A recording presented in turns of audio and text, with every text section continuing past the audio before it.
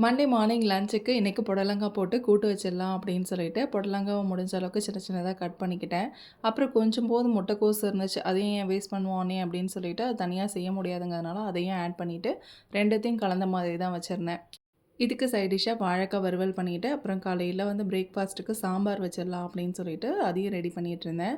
சாம்பார் பாசிப்பருப்பு சாம்பார் வச்சிடலாம் அப்படின்னு சொல்லிட்டு கத்திரிக்காயும் உருளைக்கிழங்கும் போட்டு தான் ரெடி பண்ணியிருந்தேன்.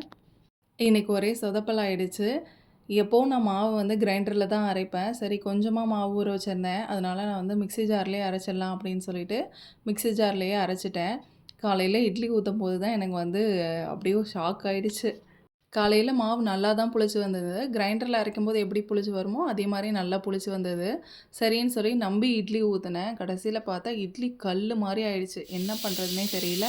அப்புறம் அந்த கல்லில் தான் நாங்கள் சாம்பார்லாம் ஊற்றி நல்லா ஊற வச்சு அப்புறம் சாப்பிட்டாச்சு எப்படியோ. இன்றைக்கி சொதப்பலாயிடுச்சு.